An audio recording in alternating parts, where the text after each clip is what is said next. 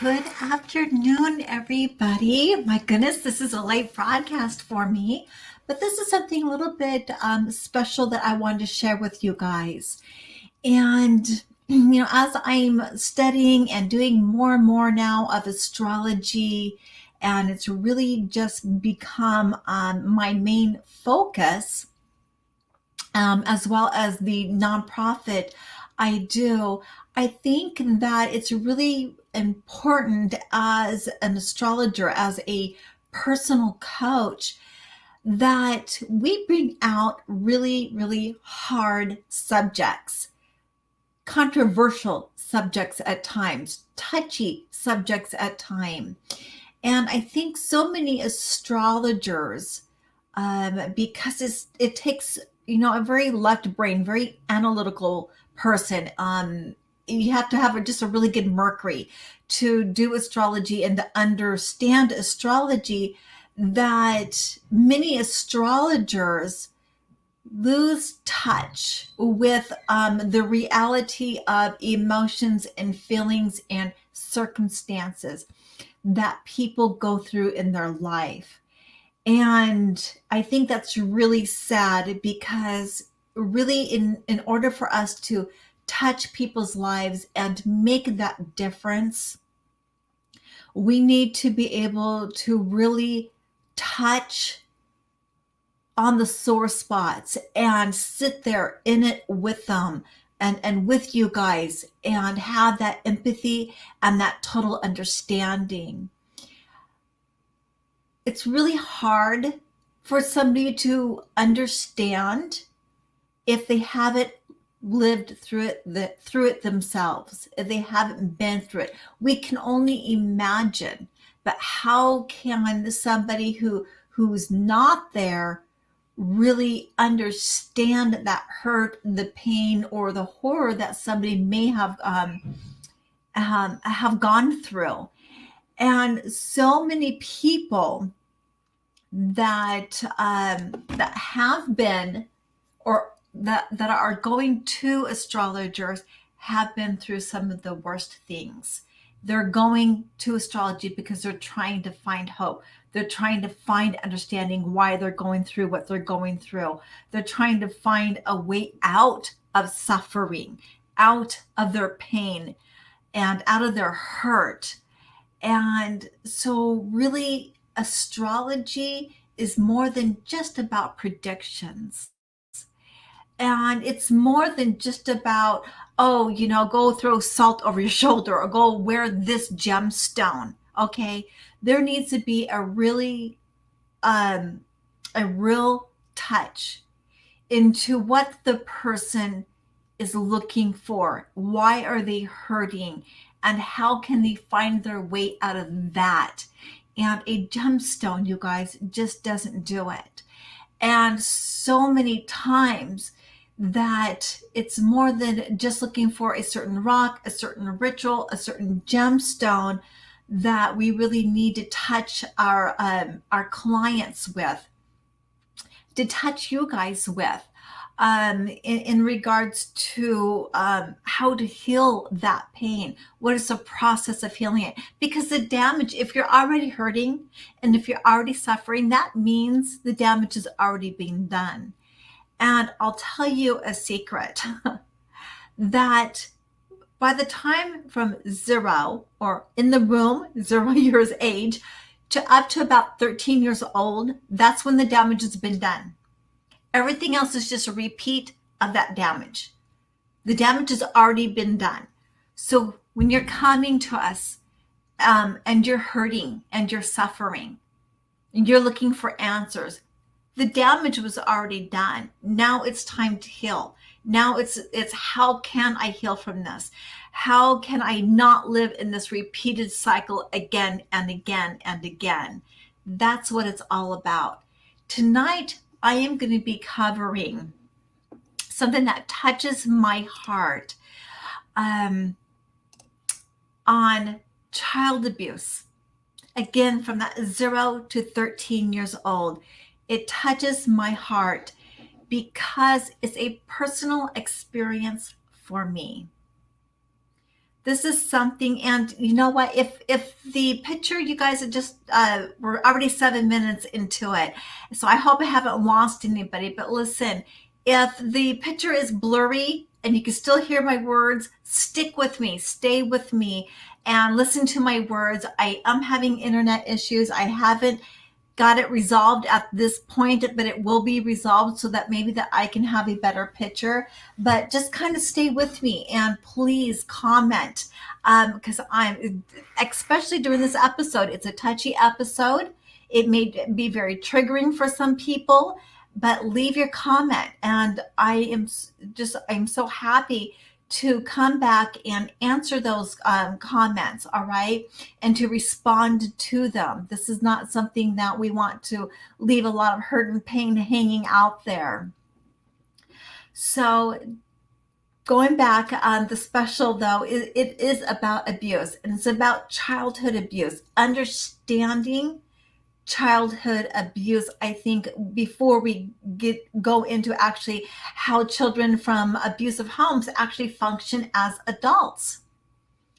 And the reason why this is such a special place for me to be at, and a special subject, and where I really specialize in, is because I came from that home of where I was abused.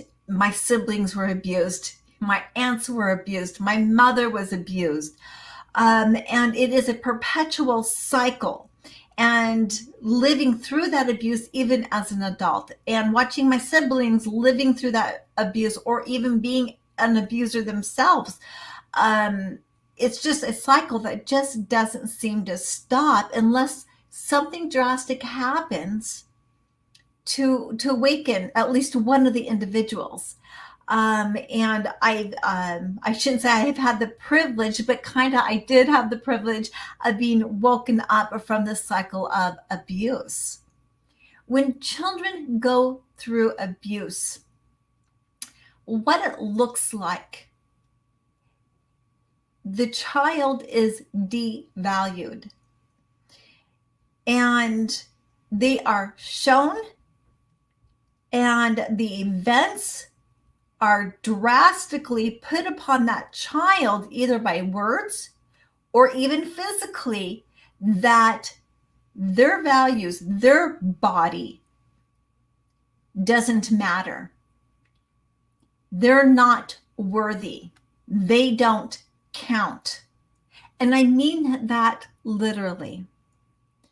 When a child is beat and they are in a life and death situation, when a child is being beat, I know this, okay? Because I watched my siblings go through this.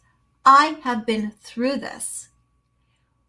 It literally changes their brain waves to live where the world is not a safe place. Your home is not a safe place. You are not safe in the world. But not only that, that there's no boundaries, that anybody can do anything they want, that their life is not worth saving, that their life is dispensable or disposable, disposable at any time. And I mean this literally. This is what children that are abused feel like.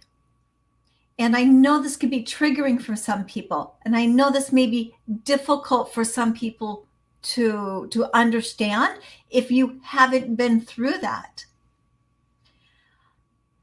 And also, we're not going to stop there. Not only that, they know that they have no rights, and that whatever they value does not matter in the world, that their only choice in the world, the only reason why they live, is only to serve and have other people kick them like dogs. I know that's probably a terrible saying. I shouldn't have said that saying maybe, but being kicked around, okay? Being that doormat, being blamed for other people's suffering, being blamed for other people's anger, being blamed for other people's situations. You see what I'm getting at?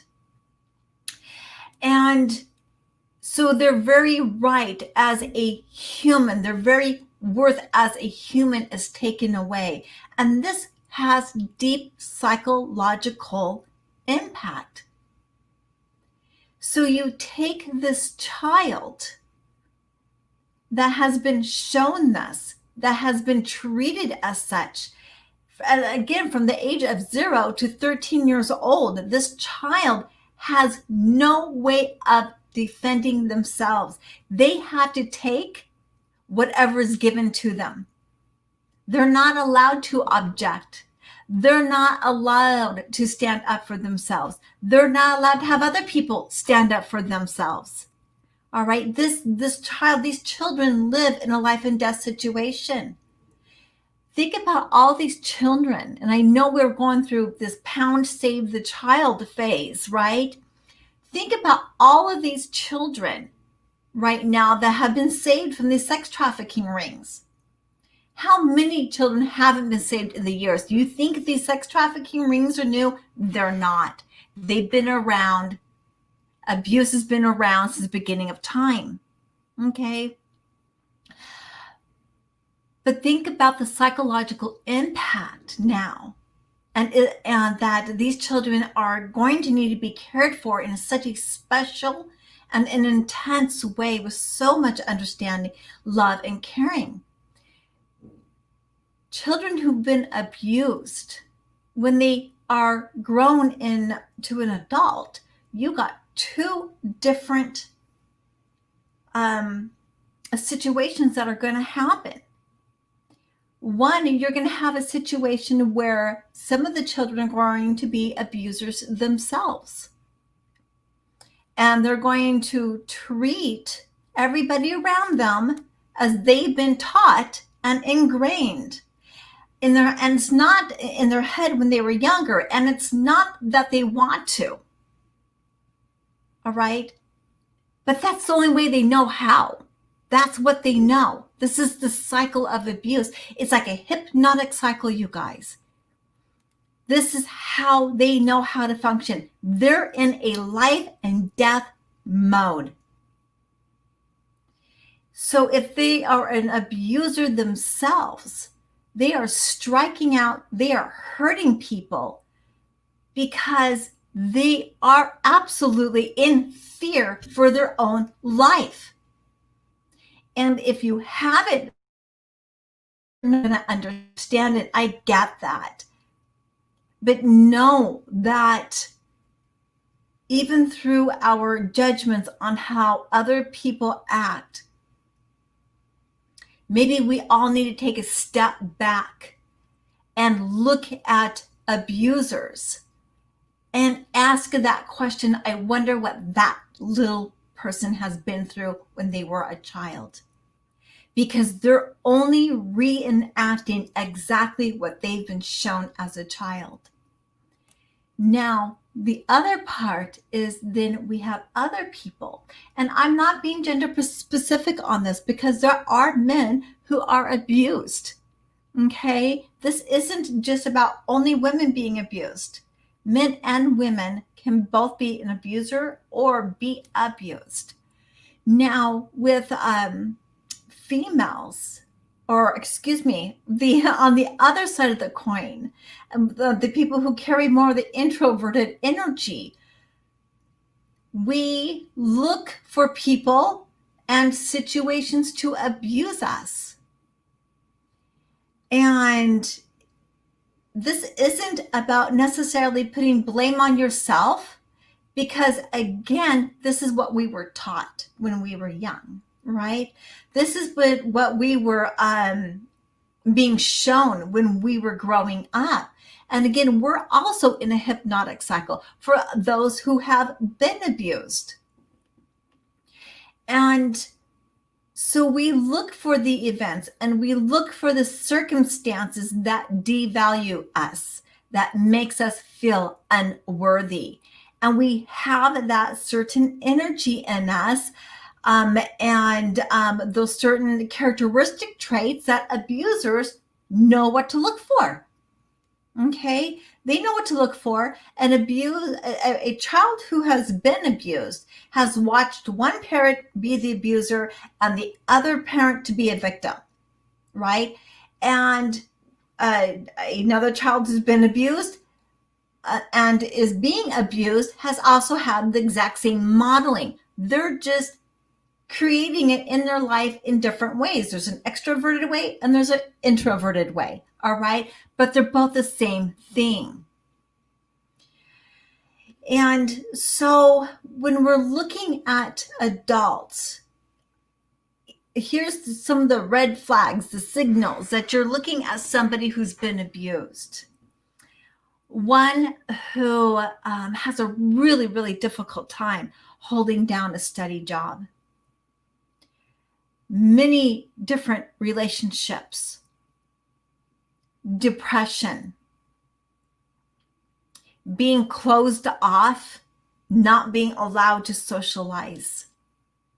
What else do I have here? Yes. Victims, when they were a child, on both sides, whether they're now being abused or they are now the abusers, okay, they have also learned how to lie. And I know you're like, well, hey, wait a minute, I'm a victim, right? Well, victims, when they're adults, lie just as much as the abuser lies when they are an adult. And let me explain this, all right? Children are learned to lie when they're abused because they have to hide. The parents taught them to lie. You can't tell anybody what's going on, right? Even somebody who's been sexually abused, you're not allowed to tell anybody what's going on. So you are taught how to manipulate and lie, even if it's for somebody else. But of course, the abuser loves to put the shame and the blame on the victim. So those victims also carry the shame and the blame with them because that's what they were taught when they were younger. They don't know any better. Does that make sense? So what else? Victims learn how to manipulate. Abusers also know how to manipulate. Both of them, you guys, manipulate. All right. And what does that look like? And I'm going to tell you guys, I'm not telling you because I read something in a book. All right. I lived this. My siblings have lived this. I know what it looks like. Before I was even one, I was tossed into this situation. Okay. And I finally snapped out of it at the age of 48. So this is not just from reading books. This is from personal experience. So I went through this. I know what I'm talking about just because it's my personal experience and seeing it happen to so many people around me. Okay. So the manipulation. So we all understand how abusers or a narcissist, if you will, knows how to manipulate. Now that trauma bonding, right? That love bombing. But also though, a victim has their role in manipulation. They will literally manipulate a situation to create what they feel like themselves. So they will create a situation or trigger or do something if things are at peace. They will literally do something to help trigger an event and or a situation to be abused. They cannot handle just being at peace, just being calm. All right. As soon as things might be going well, they're going to do something to somebody. They're going to say something. They're going to do something to create an upheaval. This is just the truth. And it's not to push blame and it's not to put anything bad or say anything bad about victims and or abusers. This is just the reality of the situation of what's going on. because we were brainwashed. This is literally what we were taught when we were younger. All right. And when you're in that hypnotic cycle, it's in your subconscious. Monkey see, monkey do. It's in your subconscious. You don't realize you're doing it. You just don't realize you're doing it. And many people never wake up. But usually at some given point in time, even with abusers, at some given point in time in their life, a lot of times not until later in life, that they realize something is not right with them. And they also will start seeking answers. But something usually very painful happens where it gets to the point where I can't do this anymore. I can't live like this anymore. I'm just done. I'm done living like this. So, and that's when the process starts to be able to heal. But these are not something that we need to look at in a logical, a non-sincere, where we're not connecting with the person way. We have to understand with abusers and with victims that they have a really deep hurt. And this hurt's real. This is not something that's imaginary. And as an astrologer or as a personal coach, we really need to tap into that, sit there in that with them, sit in that darkness with them, so they know that they're not alone. So I'm going to tell you the pivoting point for me in my life, and I'm hoping this really helps anybody who is watching this. The pivoting point in my life was I started seeking an answer to why things were happening the way that they were in my life. I did start seeking answers. What's wrong with me? That's what brought me to astrology.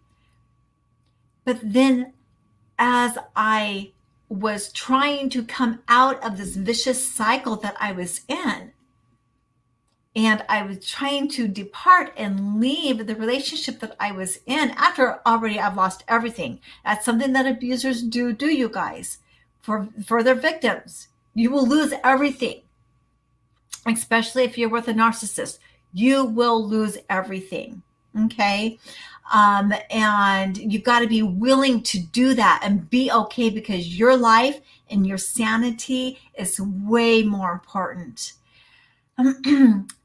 But the pivotal point for me was when I tried to leave that a situation happened where it did become life and death for me.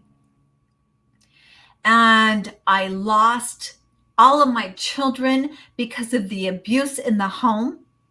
That's something very difficult to deal with. I've lost my career. I lost all of my money, all of my assets, because I let somebody abuse me.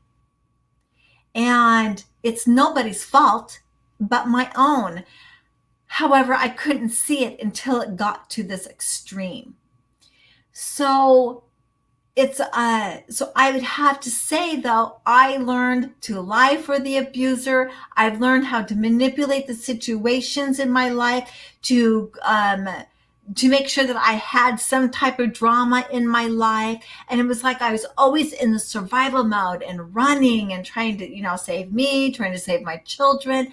It's not the life I wish upon anybody. But this is what abuse looks like. When children are abused, this is what it looks like for people. This is what it looks like when they become an adult. This is something that's really difficult.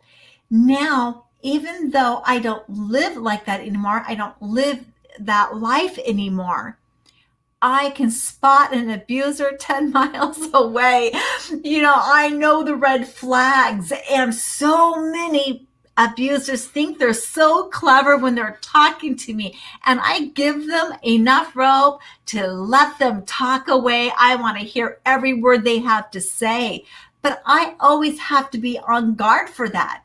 Okay, because they're always going to be looking, abusers are always going to be looking for those who they think are easy victims. And there are certain characteristic traits that we do carry with us for life, whether we like it or not. That energy, that certain energy is there. So that means that we have to, stand up and say no. Okay. And that's more for, for the victims.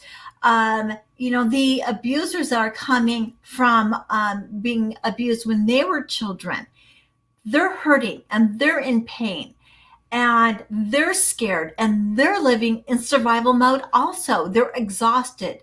They're exhausted. And it is just so scary for them because they're scared to be alone. They're scared not to be loved. They don't feel worthy.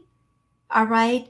And they may even attract women in their life who make them feel unworthy if it's a man, but they can get quite violent. But both abuser and victim have both been in the exact same situation growing up. They're both abused as children, and it causes people to function in an unhealthy way. Now, what's even more damaging and what's even more scary, you guys, than any of this, that people then will look at somebody who has been abused, whether they're the abuser now or the victim, right? And then they are labeled. So now they're labeled as outcasts in society. And think about that. They were outcast and abused, and the worst of the stuff happened to them when they were young children. And now society is going to do this again to them and make them feel unworthy and like they're outcasts. And I have a comment here. Oh, let's see. Is most of the victims Mars in Cancer? Man, that is such a good question. And the abuser's Mars was where? I'm Scorpio or Aries. This is such a good question. I'm glad you asked that. So in astrology, there are many combinations, okay, to see abuse in the home. So many combinations, my goodness. But one of them, when you have Mars in Cancer, I find Mars in Cancer is not an extrovert. They're more introverted because Cancer is introverted. It's our fourth house. So Mars in Cancer, you probably will find that they have been abused when they're children, and they feel so deeply that they have a hard time with their emotions, but it's inward. They end up hating themselves. They're so black and white and so critical with themselves, right? So now I have to say with always look at Saturn and look at Mars, definitely. Rahu, Ketu, these malefics can definitely mark where either you're going to be abused or you're going to be the abuser, or somebody is the abuser. So, and I will let you guys know my chart. And I normally don't share my chart with a lot of people, you guys, because a really good astrologer will look at my chart and know what in the tarnation happened to me. And they become very gentle with me, which I really, really appreciate that. But my Venus is very, very debilitated, and it's in Virgo. And not only that it's in Virgo, it's conjunct Pluto and my sun and my ascendant. So that sun shows domination over my Venus, domination. And it also shows where it's burning my Venus, which anybody who knows about astrology, Venus is our relationship. It's our happiness. It's the relationship planet.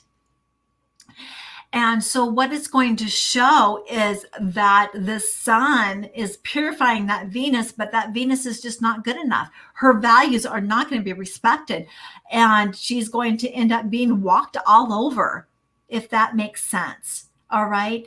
But Saturn and even a little bit of Jupiter will also be in there. And people miss Jupiter in astrology, but let me tell you what, a good, strong Jupiter in astrology in an abuser's chart, off the walls. It can be in Sagittarius, okay? And just because Jupiter may be exalted and in really good dignity in somebody's chart doesn't mean that they're not going to be an abuser. So there's so many different combinations and things that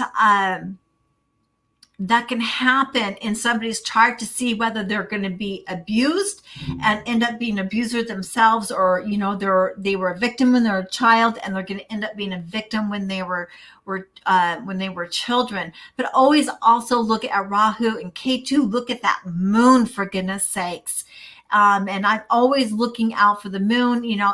Is Mars by the moon, aspecting the moon with Saturn? So what's going on there? Because those are two really, really tough planets for somebody. And especially Rahu, smoke and mirrors, that doesn't always give you the best results. And, but thank you for that question. And I will, one of these days on my Mercury Wednesdays, I will cover some of the most common planets or planet combinations in somebody's chart to see abuse. And oh my goodness, this is my my father's ex-wife, my stepmom, and Irene, and Boots was actually my birth given name. And I love you too, Irene. Thank you for being here. Oh my goodness, and this is such a hard subject to talk about, but it needs to be talked about. So children who've been abused, and now they're adults, and now they're functioning only what they've been taught. Our parents who abused and neglected as only functioning what they've been taught. You can't put the blame on it. But the last thing that we need to do is to put them into some type of stigma, if you will, and make them outcasts. They've already lived their life an outcast. They've already lived their life hiding, being hidden from society, and learning to have to lie for their abusers, and knowing that they're unworthy, right? And they were, abandoned by the relatives around them. And so when then we do this very same thing to grown-ups, or when the children grow up as adults, all it does is perpetuate the problem.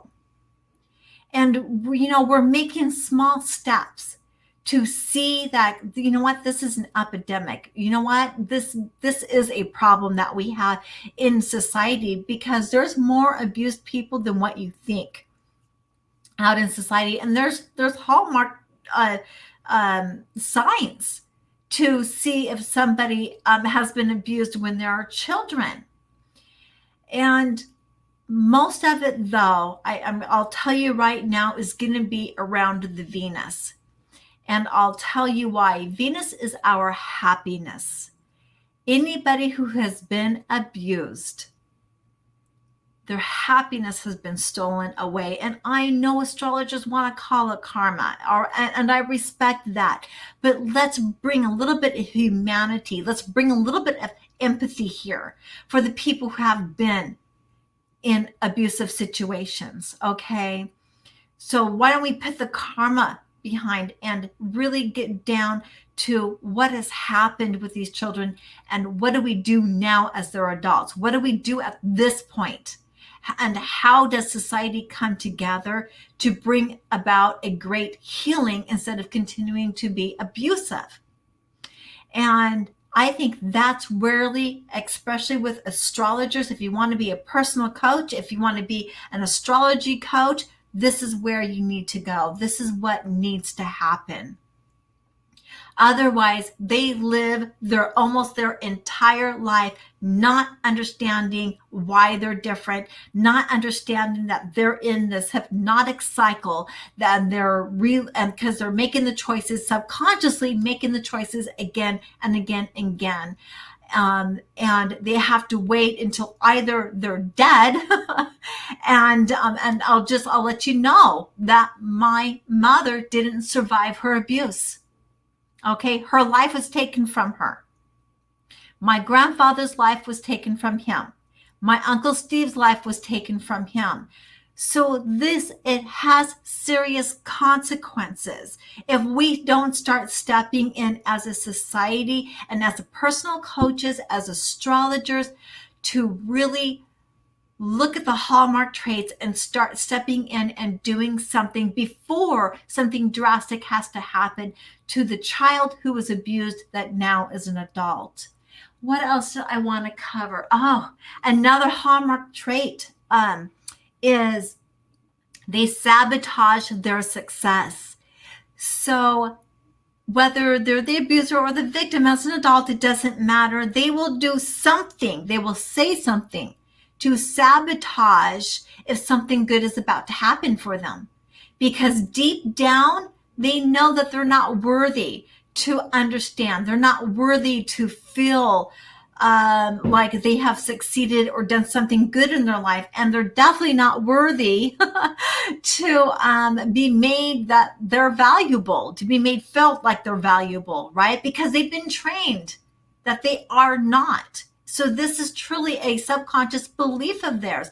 So they will sabotage if they're about to get into a really good relationship with somebody healthy. They will sabotage it until they have woken up from it. And not only that, they will sabotage that, they will sabotage their career. They will sabotage their relationship with their children. And don't forget, their children now also are going to experience these same type of abuses. Just carrying on the trait until somebody woke up. And I tell you what, I woke up and from being abused and living that cycle of abuse in my own life and having that great awakening in my whole life, it was like, everybody hold life right now. Everything's coming to a stop. It was like waking up from a drug-induced dream or a drug-induced life. And I'm thinking, what in the world is going on? It was that type of, and I guess I still feel it in a way. I was so shocked and I was so astonished. And then, as the universe, as I was waking up, things started happening a little bit different. In fact, things started happening a lot different. But I noticed, and it was just inherent, that I'm like, I have to leave the area where I grew up at. I have to leave. I left the West Coast. I went to the East Coast. I left everything. I had to if I was going to heal and become a different person that I chose to be. But one of the most defining moments is when I went to a professional astrologer that I had no idea who he was. And he looked at my chart. And as I said, a professional astrologer will know what you've gone through in your life. And he looked at me, and I never said anything to him. And he looked at me and he validated me. He validated every experience I went through. And he goes, you are looking for freedom. That's all you want. You wanted free. You want to be free. You wanted to be free to be you. You wanted to be free to love. You wanted to be free to live your life, to serve. He goes, and that's the only thing that you ever wanted. And he was the only astrologer that's ever read my chart that touched me in that way, that he knew exactly what to speak to me, to speak to my soul. And that's what we need to do when we're personal coaches. That's how good we need to be at when we're interpreting charts. To look at the deepest hurt into somebody and say, this is what you need and this is what you want. Because that right there was my pivotal point of, yes, he spoke the words for me that I couldn't speak. And when he spoke those words to my soul is when my life dramatically changed. And my mission now is through astrology and through my nonprofit, the Lifehouse Project. And I don't know how many people know I own a nonprofit. The Lifehouse Project is to save children from child abuse and to start healing them as they are a child so they can live a longer, healthier, happier life like they deserve to live. Everybody here deserves to live that. Okay, and I don't care where where they come from and what their parents are doing. I'm telling you, if that we step forward as a community and a society worldwide and start saving the victims away from the abusers and start real therapy with them. And what does that look like? It means really touching them where it hurts. All right, touching that deep hurt in their heart, touching that inner soul that hurts as a child, right? Bring it out and speak it for them. Because sometimes they can't identify it. Sometimes it's really difficult for them to put it into words, and they don't think anybody's going to understand them. And they think that, they're not worthy to be understood and they don't have any value anyways. That's where we need to start with society, with each and every person. We need to really start going in and assisting and helping the children, not in a harmful, shameful, I'm going to dominate over you. That is the wrong approach. The last thing a victim needs, I'll let you guys know right now, the last thing the victim needs is to have somebody give them their opinion. The last thing a victim needs is somebody to tell them what they need to do. The last thing a victim needs is to be lured over and made to feel like they're stupid, because victims are not stupid. Victims are very intelligent and they're smart. They may be stuck in a cycle, but they need a break. They need that way out that they can take. So many people stay in abusive situations, okay, because they have nowhere to go. I stayed in abusive situations because I had nowhere to go. I couldn't go back home.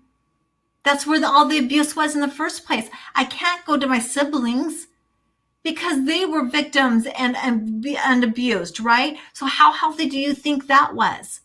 You can't really go to a shelter because I'll let you know, in America, maybe a month or two, all that does is perpetuate a cycle of survival mode.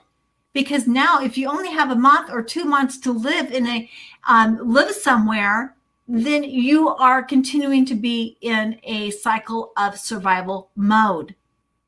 Okay, so people just don't understand how to approach, and we need to be more aware and more sensitive with people who've been abused as children. And here is something that's really interesting. That I find so many abusers who think they're hiding, but let me tell you what, I see you. And a lot of people are out there abusing, and I know where they work, and I see who they are, and I know what they're doing. All right. And I'm not out there shouting out their name, and they have no idea I even know, but I picked up on it. But it'd be amazed how many abusers work with children, how many abusers work in the victims unit, where victims come in after they're fearing for their life. I've seen it. I've witnessed this witnessed it. I've been there. Okay. So we need to be really careful who we have working with victims, who we have working with abusers, who we have working with these children and being involved in it, okay? Because I tell you what, one place that abusers do love to be, and in order for there to be a healing worldwide, we've got to separate completely the victims and the abusers. They've got to be separated. They cannot be around each other, all right? Because then they'll continue that cycle of dance, all right? They've got to be completely separated. There's no repairing that. And don't be all dreamy thinking somehow that can be repaired. It cannot be repaired, all right? And so, and what else? And I know we need to have facilities where women and children, or victims and children, can come and stay and live for a while, not for just a month, not just for 2 months. That's not going to work, because all it does, it keeps the victim in survival mode. And what's going to happen? Well, if they don't have the finances and they have nowhere to live and they got to feed the children, and the abuser has the finances, which normally does happen, they're going to go back to the abuser. And the abuser knows it, because they've already got all the money. They've already made sure that the victim has no money. That's just the way it works, okay? That's just the reality. Another thing to really look out for, and or understand, that if we start taking all of victims away from the abusers, then the abusers have nobody else to abuse. And it's going to be a wake-up call, because then they're going to start feeling lonely, and then they're going to be forced to do some soul searching. All right? So taking the victims long-term away from the abusers. You can't fight against an abuser. All right? You've got courts that protect abusers. And I don't care who listened to that and agreed with it or not. I know it for a fact. I've lived through it. Okay? So it's not about court. It's about protecting the victims and protecting the children and getting them away from the abusers, and making sure that they are not allowed back in their life. That's just a fact. And I don't care who agrees with that or who doesn't agree with it. I know it. I lived it. And I know the harm and the damage. And if the victim is put into a cycle where she's told, or he's told, or the children are told, you know what? You're going to have to go and visit your abuser anyways, right? All that does is perpetuates the fear cycle and the fear mode. So to finish this section up, let me see.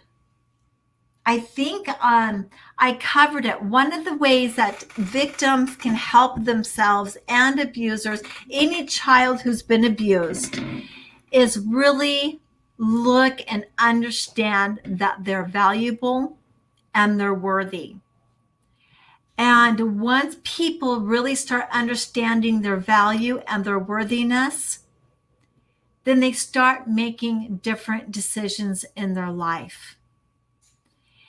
And it's knowing that you got to protect your values, and never to go with anybody whose principles and values do not align with yours. And don't let other people manipulate you in how your values somehow match their values, somehow match how they want to run and do their life. I just had somebody recently try to do a manipulation tactic on me. I'm just like, oh, here we go again. And I love it because I can spot it so easily. And, but his values don't match mine. His principles don't. And I honor his values. I honor his the way that he looks at life, and that's beautiful, the way that he wants to live. It's wonderful for him. But for me, it would not match. It would not go. It would it would not fit with what I value and my principles in my life. And but he was trying to manipulate the situation and even tried to make me look bad for pointing out that, yeah, you know what? I really feel like you're trying to create a situation here where my values are somehow aligned with yours. And I said, and they're just not. And he's like, and he said it in such a way, he came back with a response that, well, I just need to, chill out and, be cool about this, right? As soon as somebody says anything in a way where, especially when you're talking about your values or your principles in any way, shape, or form, that you need to chill out and you need to calm down and be in regards to your values and, just let things be. That's just a huge sign of disrespect for who you are and what you do and for your values. So always be on the guard for that, because your Venus really, it's the natural second house ruler in astrology, you guys. She lets us know how we want to be treated.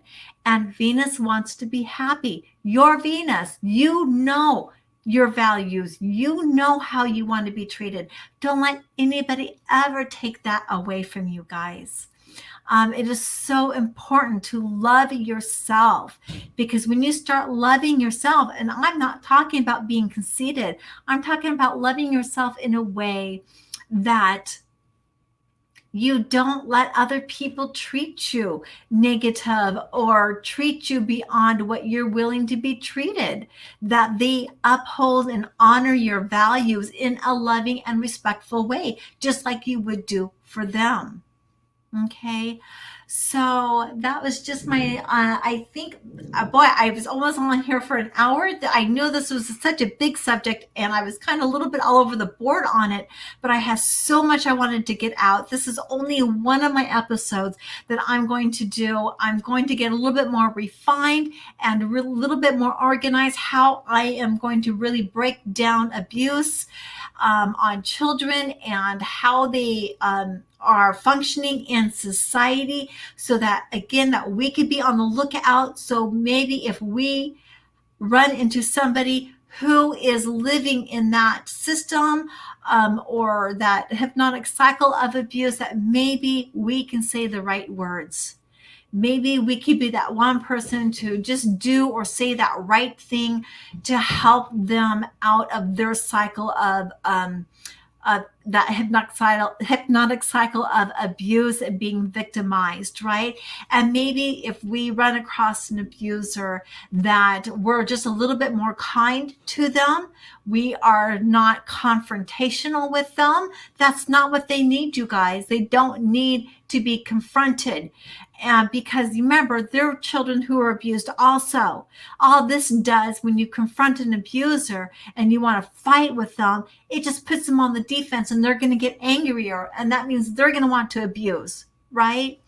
So don't do that. Don't do that to abusers and don't do that to victims.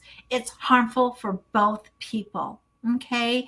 And we need to embrace and come together as a community and together as a society globally to heal the people, the children who've been abused.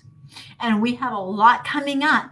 Remember, there's been a lot just recently in the last, 3, 4, 5 months that have been saved from sex trafficking. So we better pull on our boots as a society. No pun intended for my birth name, but we better pull up our straps, right?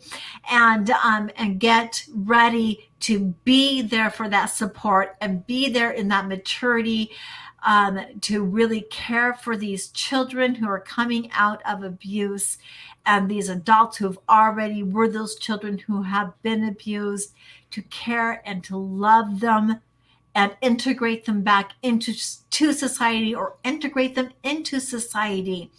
And it's just going to take everybody to be a little bit more educated, a little bit more aware of being self-aware of themselves, but also being aware of others and where they're coming from. So thank you for joining me on this special. And it's almost been an hour, you guys. And just thank you for showing up. Please subscribe, share the video, go to my YouTube, subscribe there and share, because it always will give you more alerts when I'm going to be going live. And sometimes I only go live on YouTube. Not everything is going to be just on Facebook and YouTube. But thank you for showing up to this special occasion and a special discussion on abuse, you guys. So have a beautiful evening or morning, depending on where you're at. And namaste.